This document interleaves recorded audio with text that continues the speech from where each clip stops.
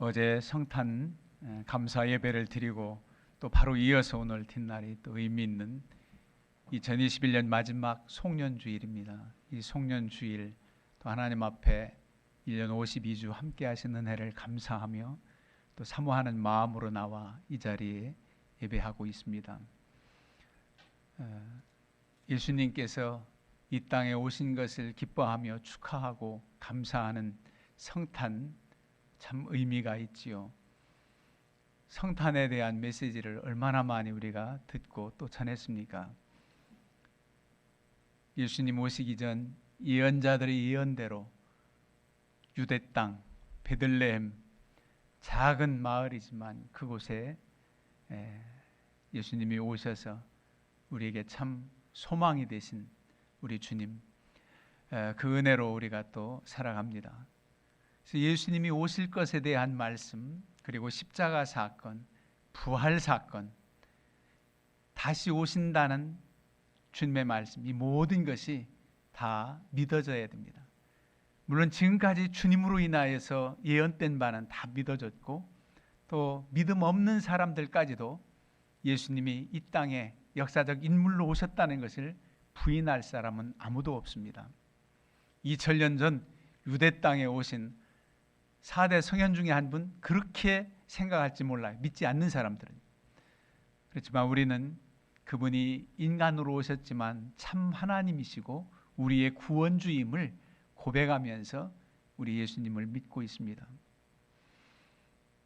예수님이 오실 것에 대한 장소까지, 그리고 구원주가 오신다고 하는 날짜는 그 당시 몰랐겠지만, 예를 들어서 이사야 선지자 같은 경우, 미가 선지자 같은 경우는 한 700여 년 전, 그때 예수님의 초림, 이 땅에 오실 것에 대한 예언의 말씀을 했고 기다렸을 겁니다. 그런데 구약 시대의 사람들은 주님이 이 땅에 오신 것을 보지 못하고 이제 죽었겠지요. 그러나 신약 시대 이후의 사람들은 예수님 오심을 알고 2000년이 흐른 우리도 지금까지 주님이 이 땅에 오신 사실을 알고 감사하고 축하하고 그런 겁니다. 그렇다면 주님께 대한 믿음을 가질 때 모두가 다 믿어져야 된다고 그랬지요. 이 땅에 오셨다는 사실, 성육신 하신 하나님, 그리고 예수 그리스도가 나를 위해 십자가에 지셨다는, 십자가에 달리셨다는 이 대속제물이 되셨다는 사실을 믿고 우리에게 부활 소망이 되신 주님을 믿어야 됩니다. 죽은 지 사흘 만에 부활하신 주님처럼 주 안에 있는 자들, 주님께 붙어 있는 자들에게는 이런 부활 소망이 있다. 지금도 하나님 우편에서 우리를 위해서 친히 간구해 주시고 보혜사 성령을 보내서 우리와 함께 하시는 임마누엘의 은혜로 살아가는 줄 우리는 믿고 있습니다. 그런데 주님께서 하신 약속 중에 한 가지가 이루어지지 않은 게 있습니다. 바로 다시 오실 예수님, 다시 오실 예수님, 재림입니다. 초림이 아니라 재차 오신다고 하는 재림 예수, 이 재림 예수를 기다리는 것만 남았습니다. 2000년부터 지금까지 오실 예수님을 많은 이들이, 크리스찬들이 기다리고 사모하고 믿음으로 살아왔습니다. 그렇게 오랫동안 2000년 동안 오지 않은 예수님이 언제 오시겠어? 그래도 안 됩니다. 우리의 시간은 2000년이지만은 하나님 나라의 영원한 시간은 1000년이 하루 같은 한 정점에 불과하다는 사실을 우리는 알면 하나님의 시간으로서는 그렇게 긴 시간도 아닙니다. 누군가는 그래요. 주님 오신다는 주님이 오시지 않는데 언제 오시겠느냐고. 그럴 때 하루가 지나며 다음 날이 됐을 때는 24시간 더 가까워졌어. 24시간 하루가 더 가까워졌다고 그렇게 고백합니다. 그래서 언제 오실지 모르지만은 늘 깨어 준비하는 신랑을 맞이하는 신부처럼 그런 입장으로 살아가는 것이 바로 크리스찬들입니다. 초대 기독교인들은 마라나타, 마라나타, 오 주여 어서 오시옵소서. 그땐 더 사모했겠지요. 얼마나 힘들었습니까? 우리 주님 믿는다는 것 때문에 핍박을 당하고 불이익을 당하고 심지어 순교하기까지 고난을 받은 초대 기독교인들, 그 이후에도 시대마다 지금도 예수님 믿는다는 것 때문에 갖은 고초와 불이익을 당하는 그런 이들도 많습니다. 데살로니가서를 보면은 사도 바울이 궁금해해요. 초대교인들도 바로 예수님이 오실 줄 알았어요. 그런데 믿었던 이들이 점점 죽어갑니다. 살아서 주님을 배울 줄 알았는데 돌아가시는 거예요. 그래서 그것이 너무 궁금했을 때에 사도 바울이 데살로니가 교인들에게 메시지를 전하는 내용이, 여러분들 성경 찾아놓으라고 그랬죠? 이 시간 함께 읽으려고 합니다. 데살로니가전서 4장 13절부터 마지막 절까지 천천히 같이 합독하시겠습니다. 데살로니가전서 4장 13절 이하 마지막 18절까지. 형제들아, 자는 자들에 관하여는 너희가 알지 못함을 우리가 원하지 아니하노니 이는 소망 없는 다른 이와 같이 슬퍼하지 않게 하려 함이라. 우리가 예수께서 죽으셨다가 다시 살아나심을 믿을진대 이와 같이 예수 안에서 자는 자들도 하나님이 그와 함께 데리고 오시리라. 우리가 주의 말씀으로 너희에게 이것을 말하노니 주께서 강림하실 때까지 우리 살아남아 있는 자도 자는 자보다 결코 앞서지 못하리라. 주께서 호령과 천사장의 소리와 하나님의 나팔 소리로 친히 하늘로부터 강림하시리니 그리스도 안에서 죽은 자들이 먼저 일어나고 그 후에 우리 살아남은 자들도 그들과 함께 구름 속으로 끌어올려 공중에서 주를 영접하게 하시리니 그리하여 우리가 항상 주와 함께 있으리라. 그러므로 이러한 말로 서로 위로하라. 아멘. 주님 자림하시고 공중에 이끌림 받는 휴거까지 얘기가 나옵니다. 크리스찬들이 우리 주님을 섬기며 믿음으로 그렇게 기다렸는데 점점 죽어가요. 복음서가 쓰여진 배경도 그렇습니다. 우리 주님의 행적을 생생하게 기억했던 초기 사도들과 점점 죽어갈 때 이제 이걸 기록으로 남겨야 되겠다, 그런 생각을 가지고 성령의 감동을 받아 기록한 것이 바로 복음서지요. 여기 데살로니가 교인들이 이렇게 주님을 고대하고 사모하다가 돌아갔는데 어떻게 하면 좋냐 했더니 그들 죽은 자들도 먼저 일어난다, 결단코 살아있다고 그래서 그들이 우선이고 그거 아니다, 그렇게 말하고 있어요. 어떤 부흥 강사가 외국에서 이 말씀을 열심히 선포하는데 다 마치고 나서 성도가 찾아왔더래요. 찾아와서 하나님은 공평하신 하나님인데 왜 죽은 자들이 먼저 일어나느냐고, 살아있는 사람하고 동시에 함께 구원받고 들림받아야지 죽은 사람들이 왜 먼저 일어나느냐고 그렇게 질문을 했대요. 근데 그 부흥사가 당황스러운 거예요. 정말 공평하신 하나님께서 왜 죽은 자를 먼저 일으킨다고 했을까? 그러다가 그가 나름대로 한 말이 뭐냐면, 살아있는 사람들은 180cm 정도 키가 크잖아요. 180cm 정도 차이가 나기 때문에 죽은 자가 먼저 일어나고 살아 서 있는 사람들이 이렇게 일어나면은 비슷하다, 이렇게 했대요. 참 우스꽝스러운 대답이지요. 외국인들인 평균 키가 180cm 되나 봐요. 그래서 180cm 차이 난다. 누워있는 자, 죽은 자와 산 자가. 그 차이 때문에 죽은 자가 먼저 일어난다. 자기가 얘기해놓고서도 웃었을 것 같아요. 저는 이 말씀이 공평하신 하나님이셔요. 죽은 자들이 왜 먼저 일어나느냐.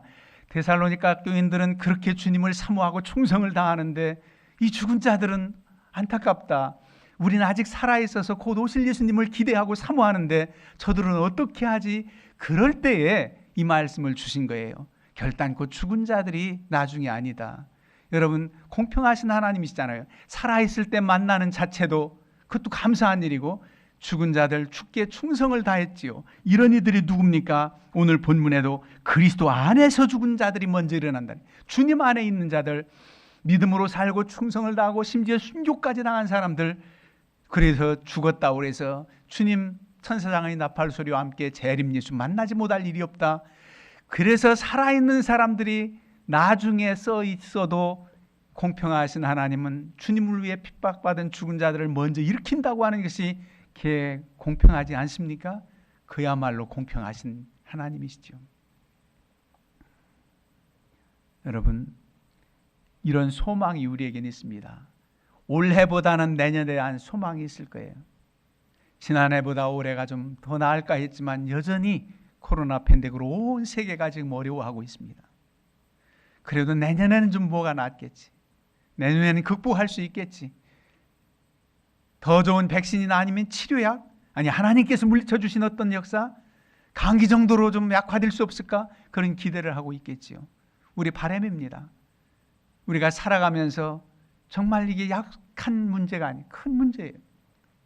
그런 소망을 가져봅니다. 그런데 크리스찬들에게 주는 소망은 뭐냐면, 우리가 이렇게 삶의 어떤 소망, 우리가 바라는 것도 이루어지길 바라는 희망 소망보다도 더 큰 소망이 있단 말이에요. 보이지 않는 소망, 영원한 소망이 있는데, 오늘 디도서에서 말씀하는 대로 복스러운 소망, 13절에 복스러운 소망과 우리의 크신 하나님 구주 예수 그리스도의 영광이 나타나심을 기다리게 하셨으니, 그리스도의 영광이 나타나심이 바로 재림입니다. 복스러운 소망이 뭡니까?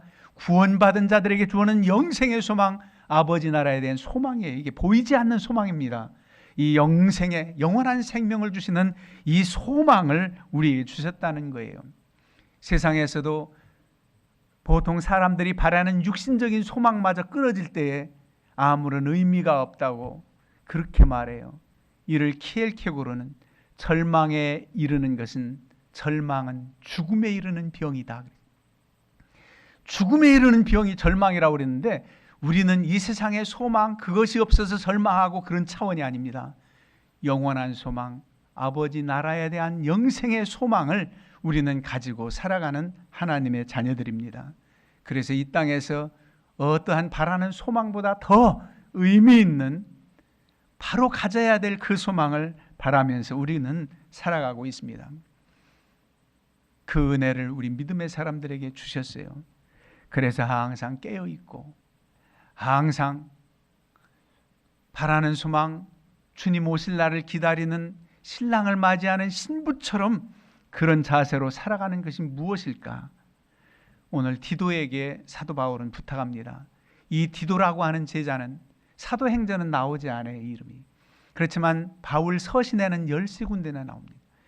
이 디도는 어디에서 목회했느냐 하면 그레데 섬에서 했습니다. 구브로 섬보다 좀 더 가운데 주중에 연안에 있는 그 지도를 보면 그레데 섬 큽니다. 거기에서 목회를 하는 디도에게 부탁을 하는 거예요. 온 성도들이 이렇게 복스러운 소망을 가지고 우리 그리스도의 영광이 나타나심을 기다리고 사모하면서 살아라. 그래서 우리를 속량하신 주님의 은혜를 깨달아 알아라. 그리고 선한 일을 열심히 하는 자기 백성이 되어라. 어떻게? 우리를 항상 깨끗하게 해야 된다. 그러면서 부탁하고 있습니다. 오늘 본문 다 읽고 싶지만 다 읽지는 않았지만은 2장 1절부터 보면, 그러면 어떻게 이 복스러운 소망을 가지고 재림하실 예수님을 기다리는 그런 사람들은 어떤 삶을 살아야 되는가? 그에 대한 말씀이 2장 앞부분부터 기록하고 있어요. 2장 1절에 보면 오직 너는 바른 교훈에 합당한 것을 말하여 바른 교훈에 합당한 것을 증거해라, 선포해라. 목회자로서 이상한 얘기를 하지 마라. 이단들, 잘못된 거짓 증인들이 하는 얘기는 전혀 안 되지요. 그러나 디도로서는 바른 교훈, 오직 진리의 말씀을 잘 선포해라. 그리고 그들로 하여금 어떤 삶을 살아야 되는가, 이렇게 복스러운 소망을 가지고 주님을 기다리면서 사는 사람들에게는 이렇게 해라. 늙은 남자로는 절제하며 경건하며 신중하며 믿음과 사랑과 인내함에 온전하게 해라. 여러분, 이런 낱말들을 기억하세요. 절제하며 경건하며 신중하라. 신중하는 것은 근신하며 조심스럽게 옷깃을 여미며 살아가는 삶입니다. 믿음과 사랑과 인내함에 온전하게 하라. 늙은 여자로는 이와 같이 행실이 거룩하며 모함하지 말며 많은 술의 종이 되지 아니하며 선한 것을 가르치는 자들이 되고. 그레데 섬 사람들은 남자보다 늙은 여자가 더 약주를 많이 드셨는지 많은 술의 종이 되지 말라, 이런 권고를 하고 있어요. 그들 삶의 현장에서 어떠해야 되는지 가르쳐주고 있어요. 우리의 삶 현장하고 그렇게 무관하지 않습니다. 그 오래전 2000년 전 시대의 사람들이나 우리나 하나님의 백성, 하나님의 자녀로 살아가는 삶의 자세는 비슷합니다. 이렇게 해라. 그리고 4절에는 젊은 여자들을 교훈하되 그 남편과 자녀를 사랑하며 신중하며 순전하며 집안일을 하며 선하며 자기 남편에게 복종하게 하라. 이는 하나님의 말씀이 비방을 받지 않게 하림이라. 여기 남편에게만 썼네 하면서 남자들 좋아할 일 없어요. 아내를 위하여 죽기까지 사랑하라. 그런 말씀이 있잖아요. 너는 이와 같이 젊은 남자들도 신중하도록 권면하되, 젊은 남자들 신중하도록 신중해라. 근신하고 경건하게 살라는 겁니다. 경건하게 살아라. 범사에 내 자신이 선한 일의 본을 보이며 교훈에 부패하지 아니함과 단정함과. 디도에게 부탁하고 있어요. 이렇게 모든 성도들을 향해서 늙은 남자, 늙은 여자, 젊은 남자, 모든 사람들이 다 이렇게 하나님의 사람들로 아름답게 살아야 되지만 너는 먼저 선한 일의 본을 보이라. 네가 먼저 선한 일의 본을 보이라. 1절도 그렇잖아. 너는 바른 교훈에 합당한 것을 말하라. 디도에가 제일 먼저 부탁하고 있어요. 먼저 믿은 사람들, 먼저 하나님의 은혜를 체험한 사람들, 지도자들, 저 같은 경우는 더 무거운 책임을 가지고 우리 주님을 섬기며 모범을 보이라는 겁니다. 이게 바로 주님의 뜻을 사도 바울은 디도에게 권고하고 있어요. 왜 이렇게 하느냐? 왜 이렇게 하느냐? 우리 구주 하나님의 교훈을 빛나게 하려고 한다. 10절 하반절에 나오죠. 그런가 하면 사회생활하는 우리의 삶에게도 그렇게 또 적용되는 9절 말씀이 있습니다. 종들은 자기 상전들에게 범사에 순종하여 기쁘게 하고 거슬러 말하지 말며 훔치지 말고 오히려 모든 참된 신실성을 나타내게 하라. 우리가 회사 생활하면 직장 생활하면서 어떤 자세로 살아가야 될까? 시대가 달라도 우리의 성실한 자세는 다 통합니다. 다 적용되는 시대예요. 그럴 때 우리 하나님의 영광을 가리지 않습니다. 우리 하나님의 말씀의 교훈이 빛나게 됩니다. 하나님의 말씀을 상고하고 말씀대로 살아가는 이들은 다르구나. 그래서 하나님은 영광 받으시는 겁니다. 이런 삶을 살라는 거예요. 이게 바로 복스러운 소망을 가진 자들의 삶이라는 겁니다. 거룩한 삶을 살아. 그리고 충성되게 살라는 겁니다. 선한 일을 열심히 하는 그런 자기 백성이 되게 하라. 여러분, 우리가 살아가면서 선한 일 중에 가장 선한 일은 주의 복음을 전하는 일입니다. 많은 영혼들을 구원하는 일이에요. D.L. 무디 전도자는 말하기를, 나는 나의 주님이 다시 오신다는 사실을 알게 된 후 3배나 더 열심히 일했던 것처럼 느낀다. 나는 이 세상을 난파선처럼 바라본다. 그랬어요. 주님이 다시 오신다는 사실을 확신하게 된 이후로 3배나 더 열심을 낸다는 거예요. 어떤 사람들은 주님 다시 오실 텐데 뭘 직장 생활에 공부할 필요 없어. 하얀 옷 입고 그저 기도하고 저 기도원 수도원 생활이나 하고 그래야지. 그게 주님의 뜻 아닙니다. 열심히 오히려 더 살았다는 거예요. D.L. 무디가 그래요. 주님 오실 날이 가까울수록 더 열심히 살았다. 그랬잖아요. 하루가 지나면서 24시간 더 가까워졌어. 그랬다고 그랬잖아요. 우리는 어떤 삶을 살아가느냐? 그렇다 해서 우리가 그리스도인들이 정말 부자유하고 기쁨도 없고 항상 심각하게 살라는 건 아닙니다. 그리스도 안에서 우리가 참 자유함과 기쁨, 주의 평강을 누리고 주님 안에 있는 것이 더 의미 있고 더 가치 있고 더 내 마음의 영혼에 기쁨이 있습니다 해서 믿지 않는 사람들이 생각할 때는 이상할 거예요. 어제도 예배드려, 오늘도 예배드려, 새벽기도해 등등 이렇게 믿음으로 살아가는 사람들 참 답답하다 할지 몰라요. 그러나 우리는 주님 안에서 기쁨이 충만하고 자유합니다. 하나님을 예배하고 모여서 경배하는 시간은 우리의 24시간 중에 얼마나 됩니까? 그래서 혹자는 10의 1조가 예물만이 아니라 시간의 11조를 바치겠다며 하루 24시간 중에 2시간 40분을 말씀을 상고하든 전하든 그렇게 산다는 사람도 있습니다. 여러분, 어찌 보면은 주 안에서 자유하고 기쁨 충만하게 살아가면서도 어찌 보면 주님 앞에서 심각성 갖는 것 잘못 아닙니다. 예배를 드릴 때도 이 예배가 하나님 앞에 드려지는 마지막 예배 드릴 수 있어 하는 심정으로 예배 드린다면 얼마나 정성된 예배를 드릴 수 있겠습니까? 마찬가지지요. 저도 이 설교자가 이 설교가 마지막 설교라고 생각할 때는 아마 다를 거예요. 그런 심정으로 말씀을 선포하고 증거하고 그리고 하나님을 예배하는 자세는 참 귀합니다. 그렇게 하나님을 사모하고 그렇게 하나님 진지하게 믿는 자들을 하나님은 왜 기뻐하시지 않겠습니까? 영의 눈이 떠진 사람들은 바로 이것을 깨달아 D.L. 무디가 그렇게 고백했잖아요. 3번 더 열심히 낸다. 주님 오신다는 재림의 확신을 가진 이후로 나는 이 세상을 난파선처럼 바라본다. 난파선은 그 배에 계속 타고 있으면 그냥 수장되는 거예요. 빨리 구조선으로 옮겨야 돼요. 그걸 바라만 본다는 게 아닙니다. 그 난파선에 내가 구조선을 가지고 가서 빨리 이끌어낸다는 겁니다. 그래서 평생 전도자로 살아가는 거예요. 죽어가는 영혼들을 살리겠다는 겁니다.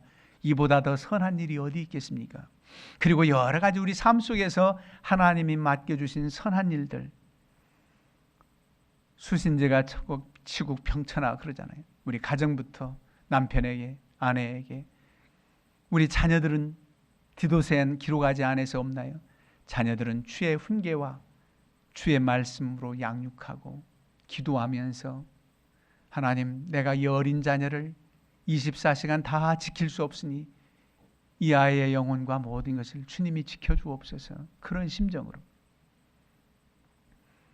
내가 가르치는 가르침이 부족하지만 성령께서 깨우쳐 주셔서 그저 일상으로 권고하는 얘기로 듣지 않고 마음에 박히는 하나님의 말씀이 저 심령 속에 새겨지게 하옵소서.